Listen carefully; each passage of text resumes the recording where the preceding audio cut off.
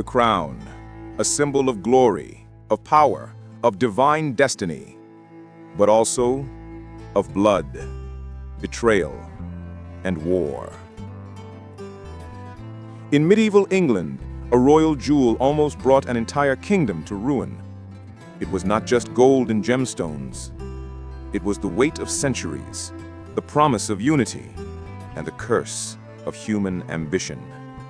This is the story of the crown that almost destroyed England. The 15th century, England was a land torn between shadows and hope. The 100 Years' War against France had drained the kingdom. Gold spent, men dead, honor tarnished. The plague had claimed thousands. Famine haunted villages and towns. And the crown no longer seemed so sacred. At that time, ruling meant far more than sitting on the throne. It meant carrying the burden of a divided people between arrogant nobility and desperate subjects. But amidst the chaos, one fatal question emerged. Who truly had the right to wear England's crown? The House of Lancaster, led by Henry VI, ruled over a fragile throne. Henry was a pious man, kind, but weak, consumed by bouts of madness, incapable of governing. While the king withered in silence, the court became a battlefield of politics.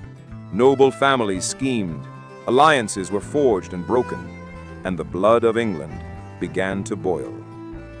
From the other side arose the House of York, led by Richard, Duke of York, a man convinced that his royal bloodline was purer than the king's own. And so the dispute over the crown ceased to be a symbol and became a war for the soul of England. What began as whispers in the halls of power exploded onto battlefields soaked with mud and blood. The Wars of the Roses had begun. On one side, the Red Rose of Lancaster. On the other, the White Rose of York. For over 30 years, England became a stage of massacres, betrayals, and reversals. Fathers fought sons, brothers fought brothers. The crown dragged everyone into the abyss. The Battle of Taunton in 1461 marked the pinnacle of carnage. One of the bloodiest days in English history. Bodies mutilated covered the ground. Rivers ran red. It is said that more than 28,000 men fell in a single day. And in that moment, Edward IV of the House of York raised the crown above the mud and blood, believing he had conquered eternity.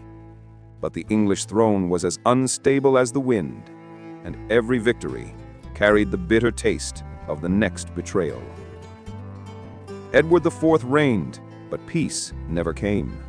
The shadow of Lancaster still crept through hills and villages. Henry VI, once deposed, briefly returned to power, only to fall again, betrayed and murdered. Edward himself faced rebellions, conspiracies, and saw his lineage marked by cruel destiny. After his death, the crown passed to his son, Edward V, a fragile boy, a pawn in the game of adults.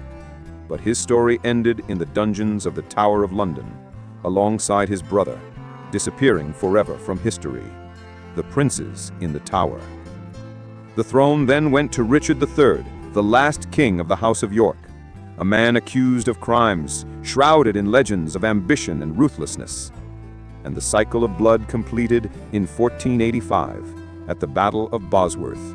Richard fell, crying that he would give his kingdom for a horse, and the crown was delivered to the victor, Henry Tudor. The crown that almost destroyed England was not just a piece of gold. It was the very idea of absolute power. For over 30 decades, it turned the kingdom into ruins. Thousands died because of it.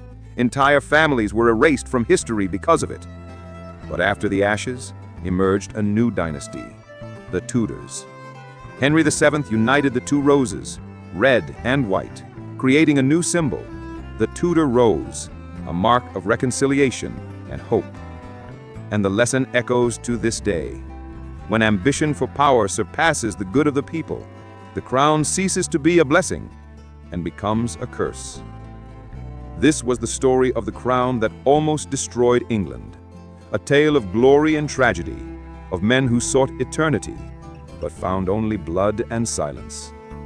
Because in medieval England, the crown was not just a prize, it was a burden capable of destroying everything in its path.